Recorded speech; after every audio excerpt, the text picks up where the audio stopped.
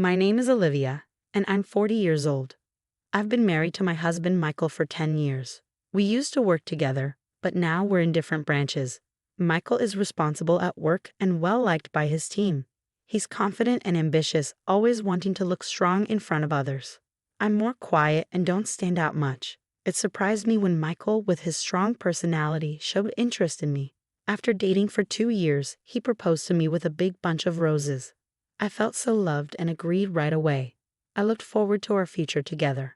But then he surprised me again by saying we live with his parents. I wasn't sure about it, but he was determined.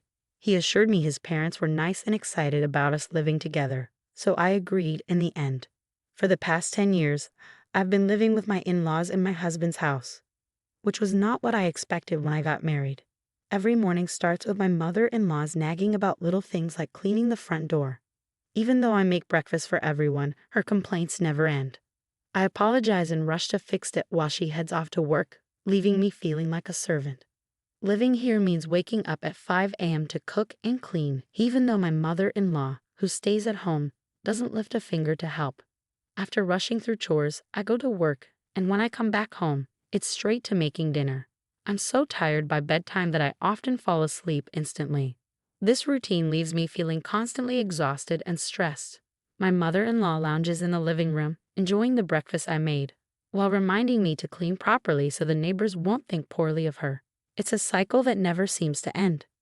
Despite everything, my husband never defends me, and my father-in-law ignores the mistreatment, burying himself in his newspaper.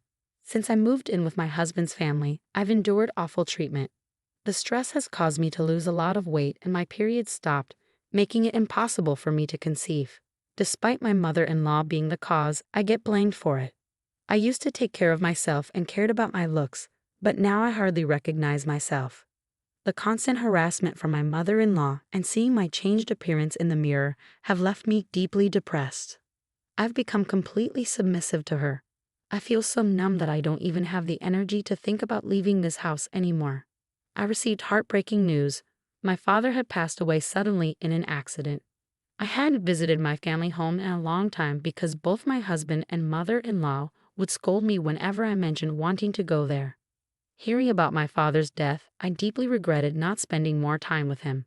My family home isn't too far, about an hour's drive from my in-laws' place. So I asked my husband and mother-in-law to come to the funeral. I need to go to my father's funeral, I told them. But before I could finish, they coldly replied, "We're not going. Let your family handle it." Their heartlessness stunned me, trembling with anger and grief. All I could manage was to say, "Understood." Many people gathered at my father's funeral. He was self-employed and had many connections, so there were tears all around, showing how loved he was. My mother, whom I hadn't seen in a while, was shocked by how much weight I had lost. "Olivia, what happened to you? You look so thin," she exclaimed worriedly. "Are you sick?" Seeing my worn-out appearance, she burst into tears, fearing she would lose me too. Given her fragile state after my father's death, it wasn't unexpected. "No, Mom, I'm not sick. Please don't worry," I reassured her. I tried to comfort her and took a moment to myself in the waiting room. "If you're not sick, then what's wrong?" My mother's concern prompted me to reflect on my interactions with my husband and mother-in-law. Their lack of comfort or support, even during my father's death, fueled my anger. I decided to confide in my mother about the challenges I face living with my in-laws. Actually, I've been dealing with what feels like bullying from my mother-in-law. It's really taking a toll on me, I admitted, feeling down. My mother's expression turned worried as she looked at me. "I'm glad you're not sick, but this news doesn't ease my mind." "Is that why you haven't been visiting me?" she asked. "Yes," I nodded, confirming her suspicion. My mother handed me a piece of paper and said, "Take a look at this for yourself. Then think carefully about what to do next." When I looked at the paper, I realized it was my father's will. He was always meticulous, so he had prepared one just in case. The will mentioned inheritance.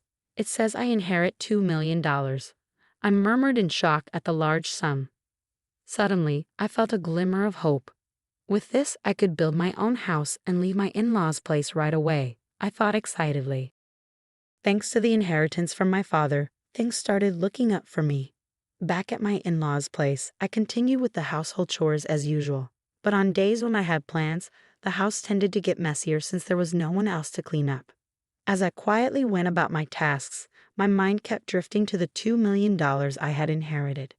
Despite my strained relationship with my mother-in-law, I still wanted to stay with my husband, Michael. So one night after his parents had gone to bed and it was just the two of us, I decided to have an honest conversation about the inheritance and leaving the in-laws' home.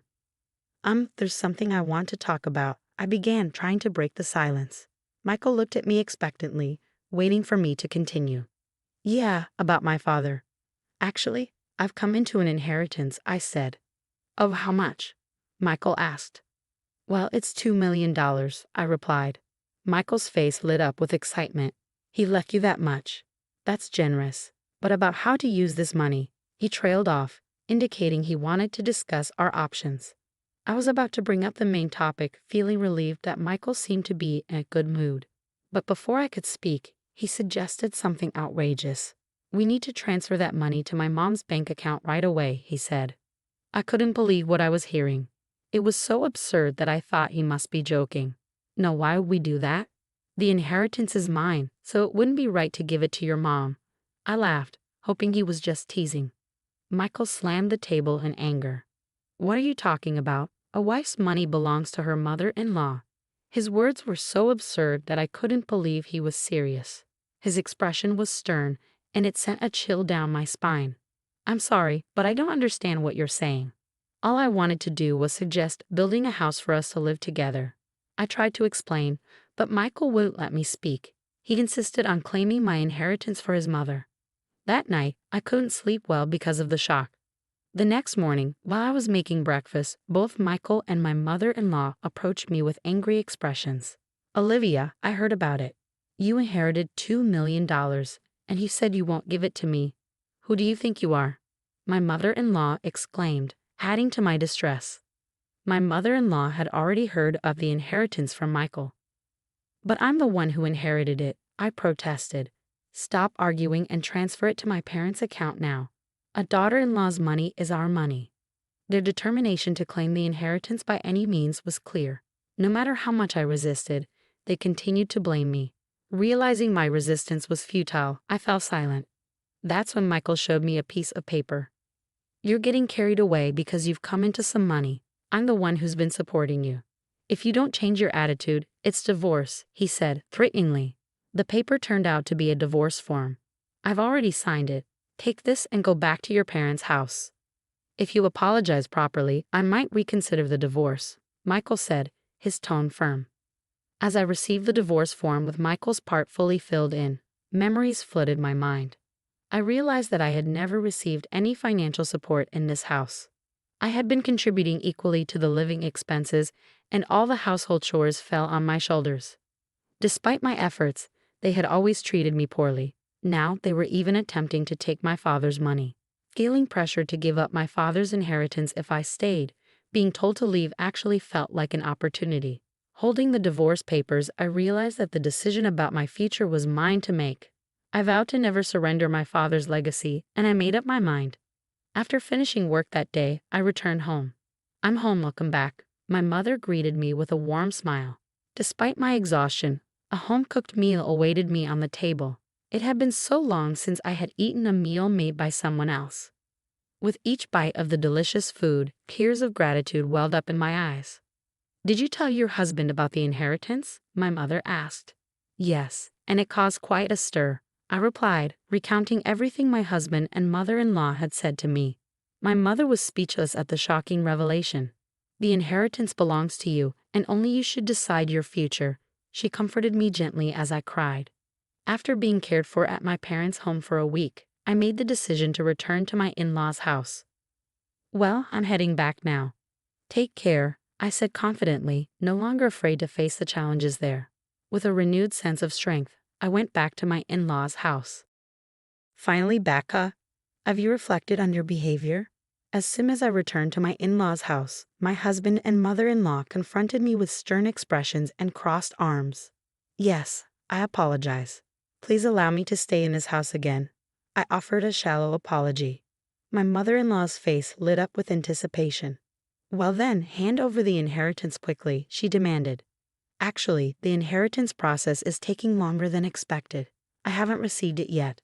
It's a complex procedure, so it might take another 6 months or so, I explained. 6 months? That long?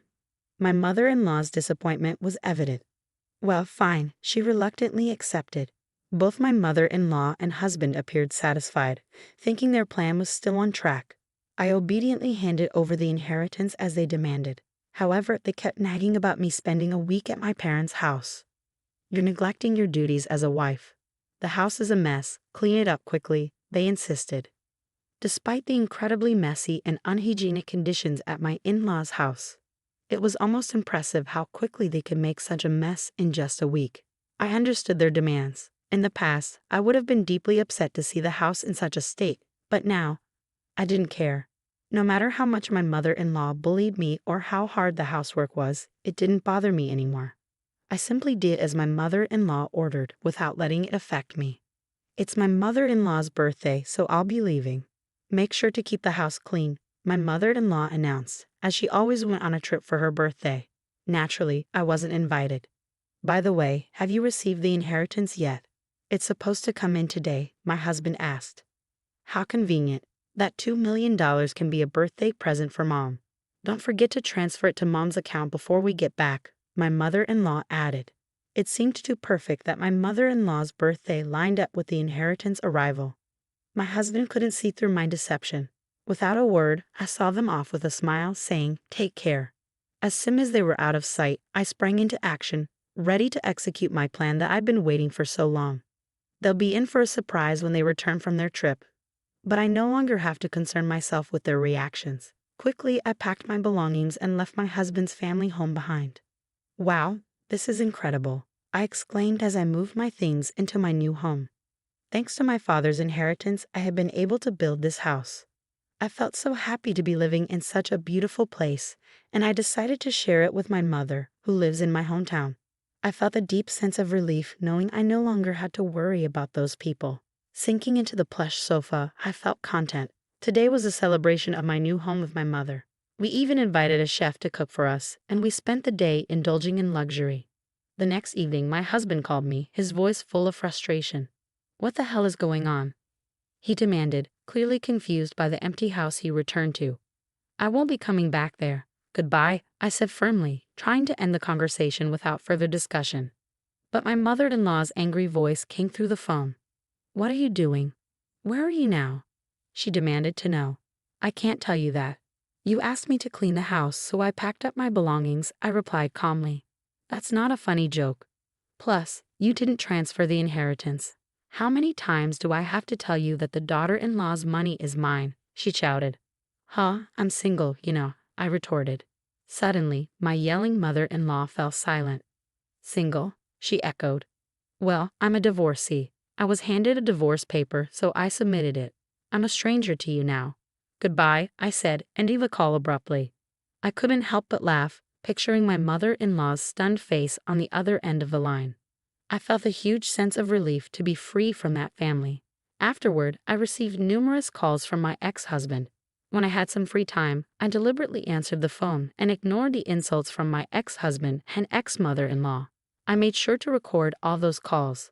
I decided to seek advice from the police with those recordings. Harassment from an ex-husband is unfortunately common, but it's important to address it before it escalates. Thankfully, the police responded promptly and went to warn my ex-husband's family. For my ex-family-in-law, who valued their public image, just having the police show up was damaging enough. Additionally, a subordinate of my ex-husband who lived in the neighborhood witnessed the police visit. Since my ex-husband was a prominent figure in the company, rumors spread rapidly. Furthermore, colleagues and subordinates who harbored resentment towards my ex-husband began to spread negative gossip about him.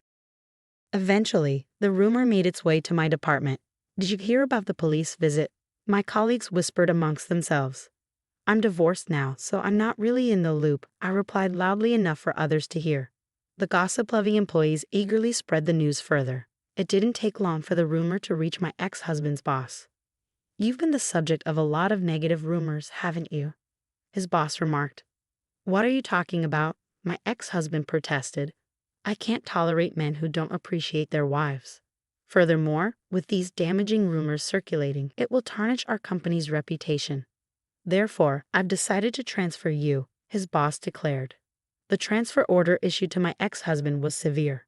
Wait, this place is, my ex-husband began, realizing it was a branch office in the least productive region. There's no entertainment around whatsoever. It's like being on a deserted island. Do you understand what this means? His boss continued. Everything my ex-husband had worked for up to that point crumbled, and there was no hope of advancement in the future. Unable to decline the transfer order, my ex-husband had no choice but to relocate to this rural area. As for my ex-mother-in-law, she was likely shocked by her son's tarnished reputation and the fact that she could no longer live with him. This led her to become reclusive and ultimately develop depression. There were also concerns about dementia, as she frequently caused disturbances at home. My ex-father-in-law now finds himself in the difficult position of caring for his drastically changed wife. Even without blood ties, a daughter-in-law is still a valuable family member, he often remarked. The challenges faced by my former in-laws could be seen as karma for the harassment they inflicted on me. Now, unhappily living with my mother, we've even taken up gardening in our spacious yard. If I had remained in that house, I might never have discovered this wonderful hobby. Embracing this hobby has revitalized me. My body, once worn down by stress, is now healthy again. I'm grateful to have severed ties with my former in-laws and found true happiness.